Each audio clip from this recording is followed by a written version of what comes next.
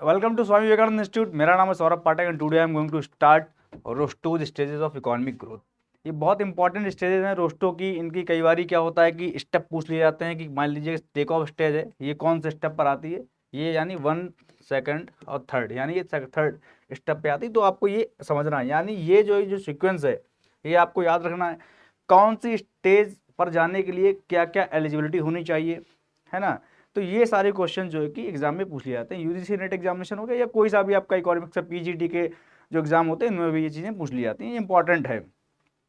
और इन स्टेजेस से कोई भी कंट्री है उसकी जो है कि इकोनॉमिक स्थिति जो है वो कितनी डेवलप्ड है, वो एलडीसी है तो उसकी क्या एक पोजीशन है एक्चुअल में, वो कितना अभी दूर है डेवलपिंग कंट्री से, या मान लो कि एक सही जो एक हाई कंजम्पशन कंट्री होती है उससे कितना दूर है जहाँ पर सारा कुछ अच्छा चल रहा होता है।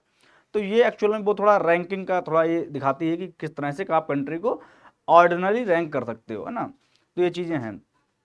ऑर्डिनली मैंने इसलिए कहा कि यहाँ पर स्टेजेस हैं तो आप ऑर्डिनली कर सकते हो कि हाँ ये अभी इस स्टेज पे है तो अभी ये रैंक कर सकते हो आप इस तरीके से, है ना। तो यहाँ पर जो है कि सबसे पहले तो हम यहाँ पर समझेंगे कि जो ट्रेडिशनल सोसाइटी है, तो सबसे पहली स्टेज आपकी है कि जो ट्रेडिशनल सोसाइटी है। ट्रेडिशनल सोसाइटी का मतलब ये हो गया है कि आप फ्रॉम द वर्ड ट्रेडिशनल ही सोच लें कि ट्रेडिशनल का एक्चुअल में मतलब क्या होता है। ट्रेडिशनल मतलब पुराने टाइम, है ना, पुराने समय में जो जैसे चीज़ें रहा करती थी।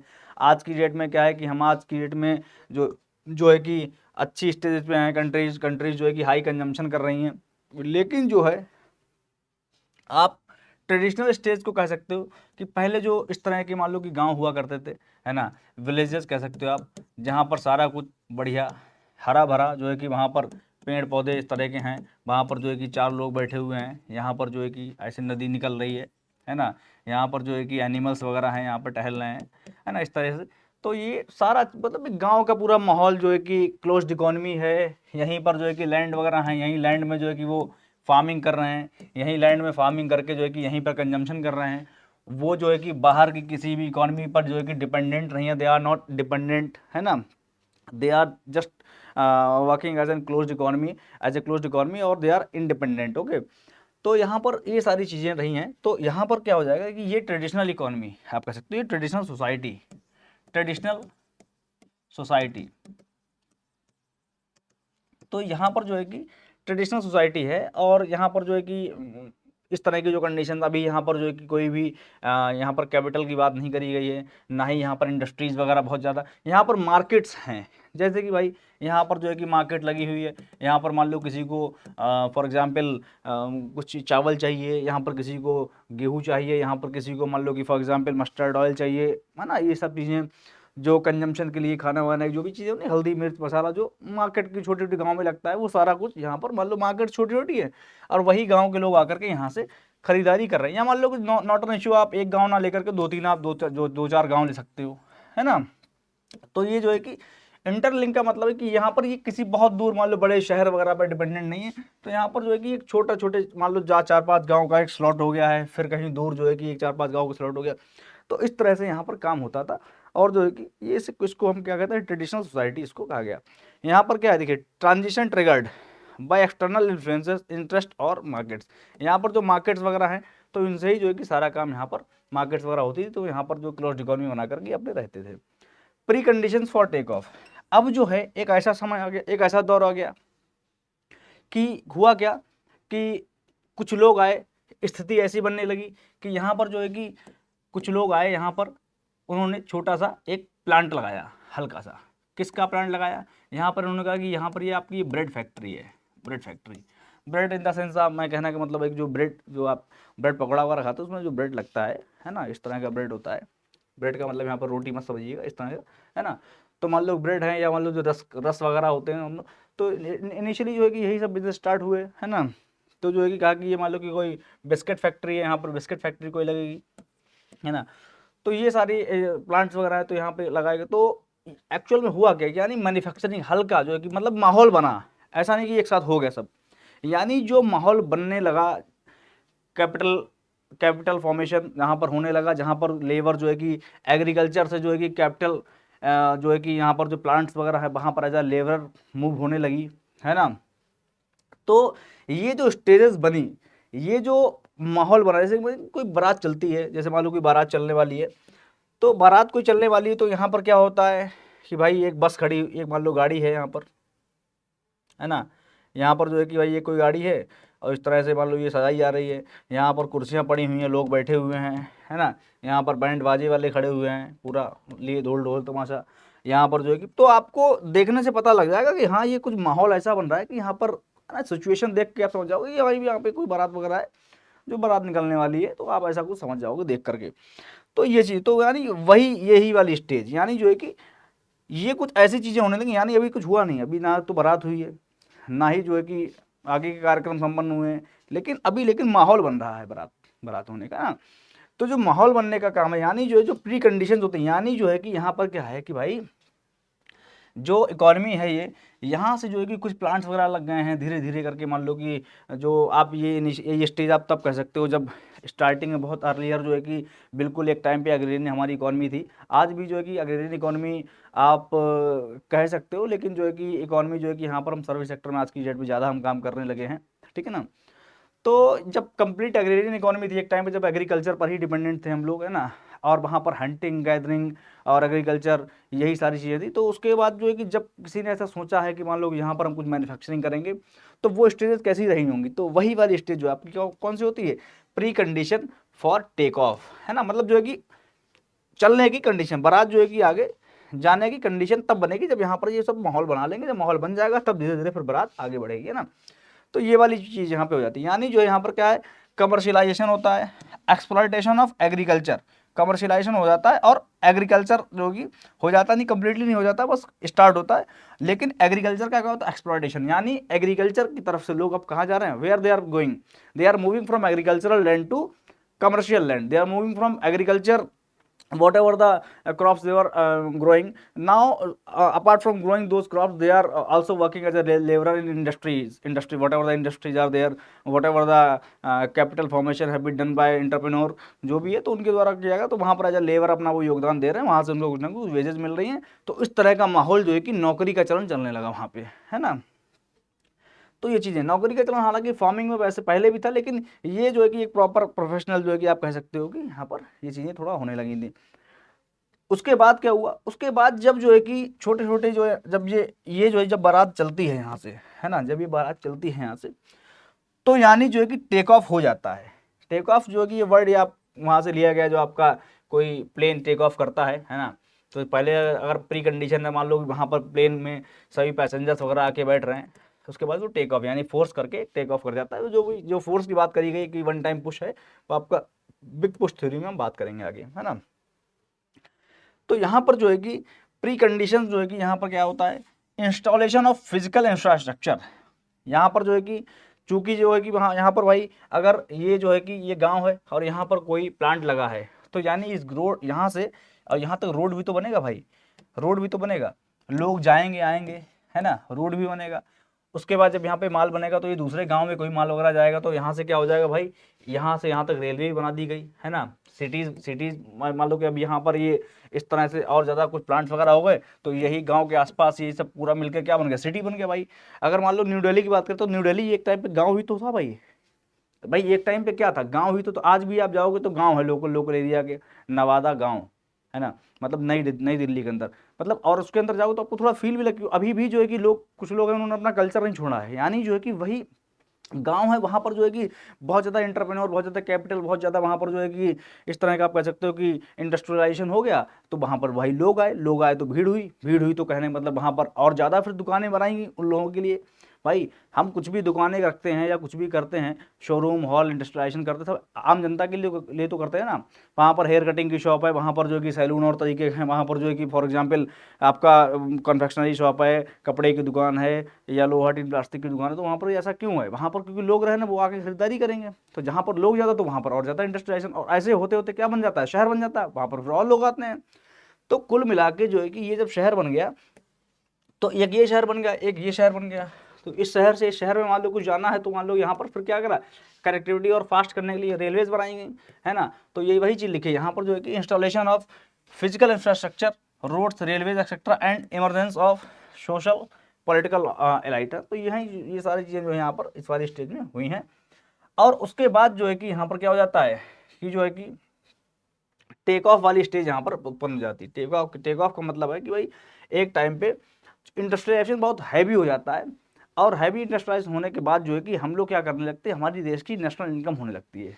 नेशनल इनकम आप लोग जानते हो कि भाई NI equal to output into price, है ना, आउटपुट इनटू प्राइस। यानी जो है कि आउटपुट इनटू प्राइस जो है कि हमको हमारी नेशनल इनकम हो रही है।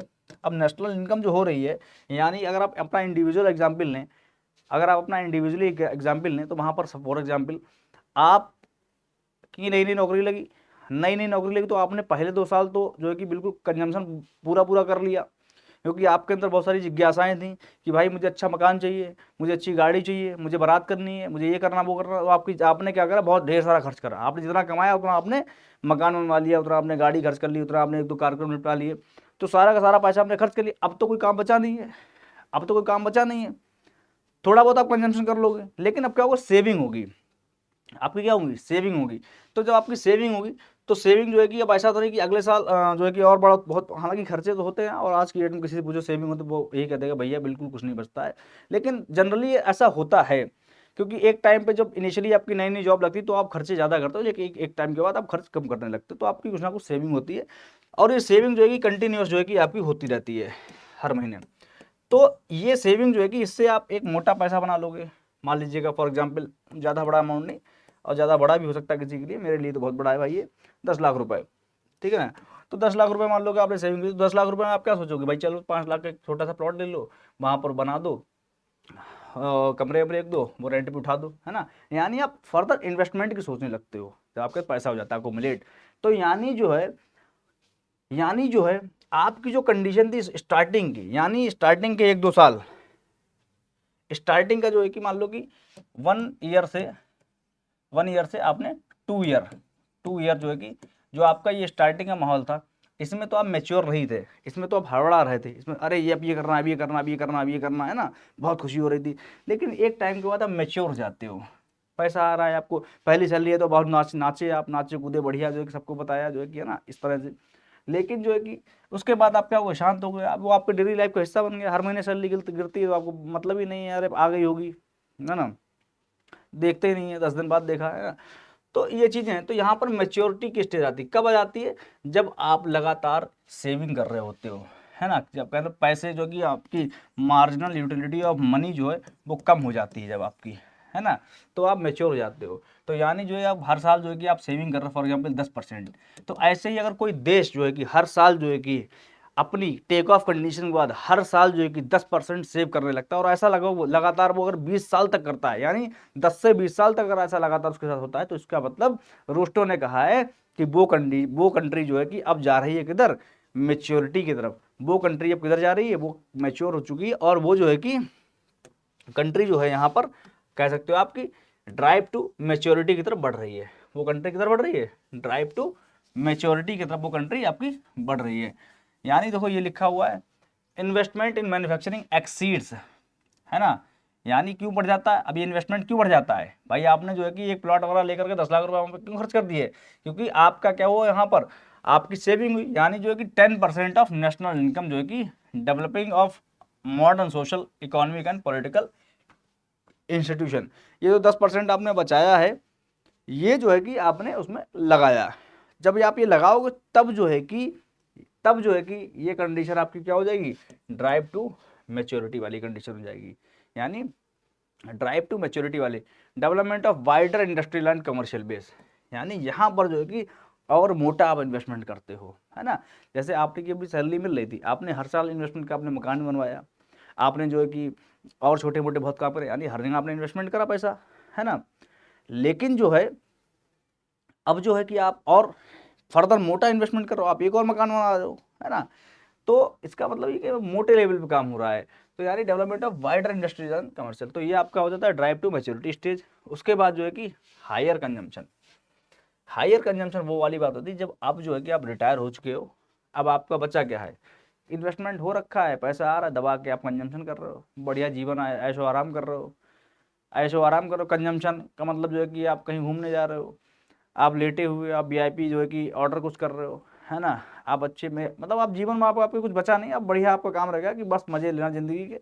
कहने का मतलब ये है कि आप अच्छा खा रहे हो, अच्छा पहन ओढ़ रहे हो, अच्छी जगह रह रहे हो, यानी जो है कि आप हर कुछ, आप अच्छी गाड़ी से चल रहे हो, यानी सारी चीज़ें बढ़िया कंज्यूम कर रहे हो, यानी जो है कि हाई कंजम्पशन आप करने लगे हो, है ना।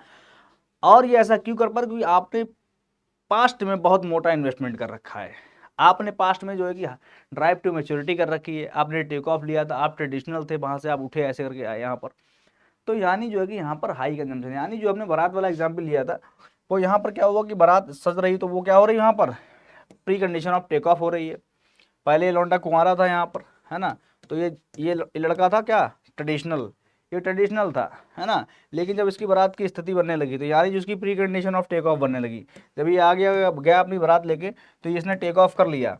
और टेक ऑफ करने के बाद जब जो है ये वापस आ गया घर पे बारात करके, उसके बाद जो कुछ टाइम के बाद ये मैच्योर हो गया, ड्राइव टू मैच्योरिटी की कंडीशन आ गई, और उसके बाद ये जो है कि एक टाइम पे क्या हो गया, बिल्कुल बहुत दबा के कंजम्पशन करने लगा।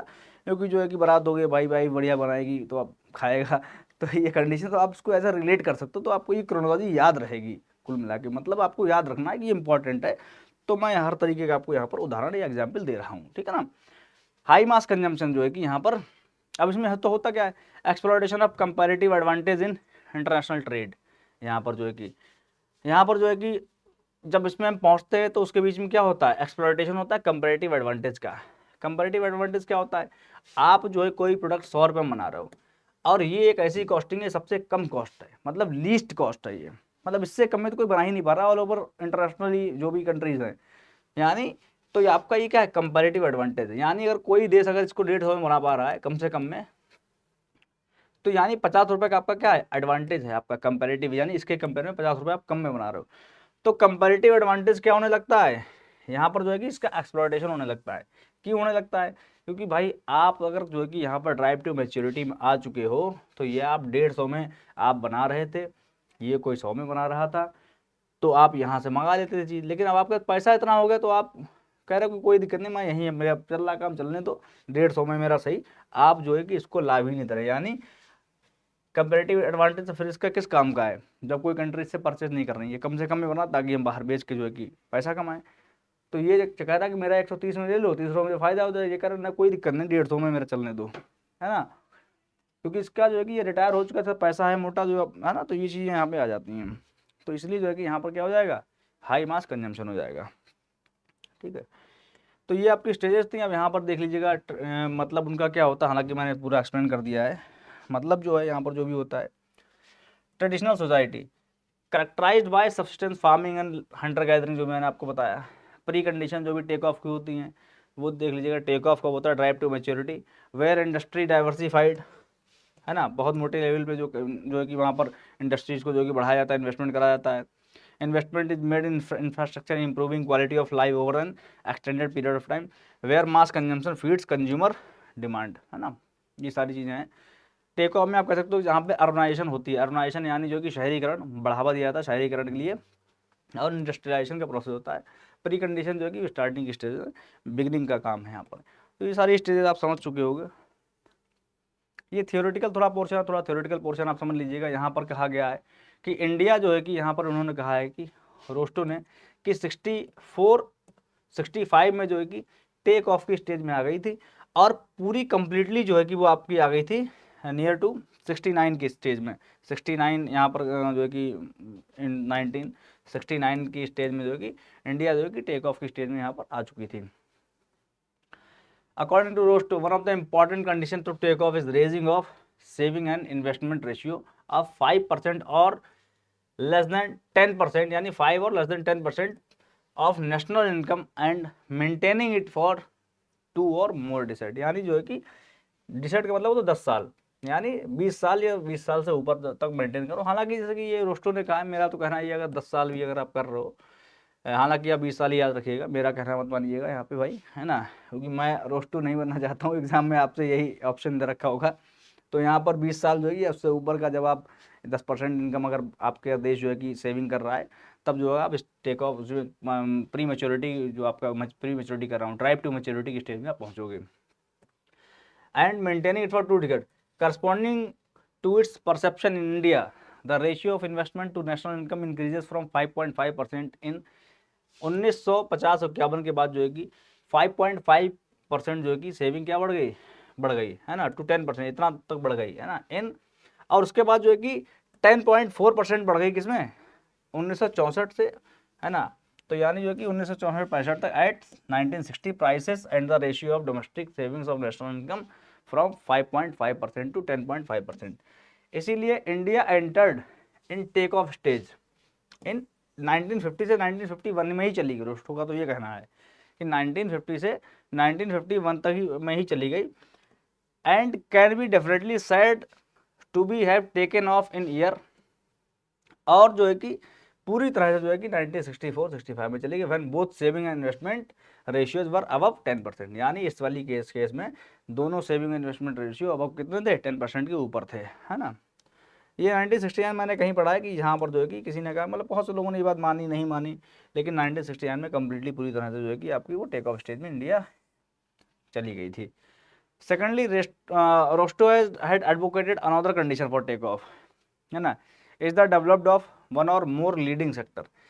इन्होंने एक और कंडीशन बना दी कि कोई बात नहीं, अगर आपकी 10% सेविंग नहीं भी हो रही है, लेकिन अगर आपने कोई एक सेक्टर क्या कर लिया है, डेवलप सेक्टर बना लिया, यानी जो है कि कोई आपने एक सेक्टर टेक्सटाइल इंडस्ट्री आपने अगर डेवलप कर ली, है ना, पूरी, या आपने जो कोई भी एक सेक्टर आपने जो कि रोड एंड रेलवेज आपने पूरी तरह से डेवलप कर लिया, तब भी आप क्या कह सकते हो कि वो टेक ऑफ की स्टेज में जो है कि एंटर आप हो चुके हो। By 1964-65 the Indian economy witnessed considerable development of agriculture, industrial and tertiary sectors. To illustrate, the index of agriculture production with June 1950 है ना जब rose from 45, यानी जो 45.6 in 1950 to 158.4, समझो पहले कितना हो गया। ये तो आपका जो है कि नियर टू आप कह सकते हो 4 टाइम्स हो गया, 4 टाइम्स 3 to 4 टाइम्स आपका हो गया, है ना। यानी जो 1950 से जो आपका यहाँ पर 45.6 है ना मिलियन मीट्रिक टन से 158.4 मिलियन मीट्रिक टन हो गया 1964-65 में एग्रीकल्चर में जो भी प्रोडक्शन था।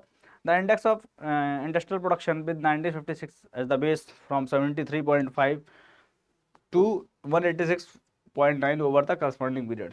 इसीलिए India is also seems to fulfil this economic condition of take off, यानी पहली कंडीशन भी जो है कि 10% के सेविंग के हिसाब से जो है कि यहाँ पर फुलफिल हो गई, और development of any one sector था, यानी हमने एग्रीकल्चर सेक्टर में तो बहुत ज़्यादा ग्रोथ कर ली थी भाई, है ना। तो रोस्टो के हिसाब से हमने ये वाली कंडीशन भी पूरी कर ली थी 1964-65 में, है ना। तो ये जो चीज़ें क्या हैं इंपॉर्टेंट है, इससे यहाँ से क्वेश्चन आपके आते हैं, ठीक है। तो ये आपका पूरा रोस्टो का मॉडल था। अगर आपको कोई डाउट है इसमें किसी तरह का, किसी प्रकार का, तो आप जो है कि कमेंट में बता सकते हो, है ना। इतना ही है, इसके ज़्यादा लंबा नहीं है, बस इसमें जो भी है चीज़ें आपको ये याद रखनी है। बिग पुश थ्योरी, और जो यहाँ पर जो है कि ये भी हम इसी में कर लेते हैं। बिग पुश थ्योरी में क्या कहा गया था, बिग पुश थ्योरी आपके रोडान ने 1943 में दी थी। इस थ्योरी के अनुसार मैं जो बताऊँ आपके लिए, यहाँ पर उन्होंने कहा कि भाई आप जो हैं एक बार ही धक्का लगाइए। आपकी मान लो कोई गाड़ी है, गाड़ी ऐसी थी तो अंडा हो गया है ना। मैं गाड़ी बनाता हूँ यहाँ पर, जैसे कि आपकी कोई गाड़ी है, आपकी ना हो नहीं तो आपको लगेगा बुरा, क्योंकि मैं गाड़ी बताऊँगा कि ये चल नहीं रही है, इसमें धक्का लगाना है, ठीक है ना। तो ये यहाँ पर जो है कि ये गाड़ी है ना, सही बनाई है कि नहीं बनाई मैंने, है ना। यहाँ पर जो है कि ऐसे ड्राइवर बैठा होगा इस तरह से, ठीक है ना, और तो कोई कमी नहीं है यहाँ पर, ठीक है। चलो ये सनरूफ भी लगा देते हैं यहाँ पर, सनरूफ वाली आपकी गाड़ी भाई वीआईपी, पुराने ज़माने की एम्बेसडर है ये, लेकिन उसमें सनरूफ लगी हुई है, और नया नया लॉन्च करा है एम्बेसडर का मॉडल। भाई लॉन्च होता क्यों नहीं, हालांकि एम्बेसडर बहुत पसंद करी गई थी पुराने ज़माने में। एम्बेसडर मतलब जो कि पता नहीं क्या हो गया कि कोई भी इतनी गाड़ियाँ है, कोई उसकी तरह गाड़ी लॉन्च नहीं कर रहा है, क्योंकि क्या अब तक बहुत ज़्यादा चल जाए, बहुत लोग उसे पसंद करें, क्योंकि आज के टाइम का थोड़ा ऑटोमेटिक जो है कि एम्बेसडर थोड़ा लॉन्च अगर कर दे तो जो है कि फिर हो सकता है जो अच्छा आउटपुट दे जाए, ठीक है ना। तो ये है एम्बेसडर भाई, लेकिन ये ख़राब हो चुकी है ना। अब कहा कि इसमें धक्का दो तब ये चलेगी, अभी 2 साल से खड़ी हुई है ना। लेकिन किसी ने कहा कि अगर धक्का दो तो ये चल जाएगी। तो आपने पुश करा, आपने केवल 100 मीटर तक इसे या मान लो कि 100 से नहीं स्टार्ट करना, तब 10 से स्टार्ट कर, 10 मीटर तक आपने इसे पुश करा, इसका जो है कि हल्का पुल का पुर्जा थोड़ा हिला हिलाया है ना, लेकिन चली नहीं। आपने 20% पुश करा, नहीं चली। 30% पुश करा, नहीं चली। 40% नहीं, मतलब मीटर मीटर समझो, मीटर है ना, 40 मीटर पुश करा, चली नहीं। लेकिन जो है कि अब इसके व्हील जो जाम थे वो थोड़ा हो गए। 50 मीटर पुश करा, तो इसका इंजन का जो था ना, अंदर जो क्या होता है इंजन के अंदर, टंगस्टन तो नहीं, वो टंगस्टन तो वाल्व के अंदर होता है वो। अरे अरे भाई, इंजन के अंदर इस तरह से होता ना, इस तरह से आपका होता है ये, है ना, पिस्टन पिस्टन पिस्टन जो है वो थोड़ा आपकी चली। लेकिन जो है कि ये नहीं पता कि भाई अगर इसको लगातार ऐसे करके अगर 100 मीटर धक्का मार दिया तो ये चल जाएगी, है ना। बिग पुश कहते हैं कि भाई एक बार में धक्का मारो, 100 मीटर का मार दो इसमें। यानी जो है कि आप अब ये 10 मीटर करके जो है कि आप जो है 10 बार मार दो फॉर एग्जाम्पल, तो यहाँ पे 100 मीटर आपने मारा, 30 करके आपने ट्राई कर लिया, मान लो कि 5 बार मार दिया आपने तो आपने 150 मीटर मारा।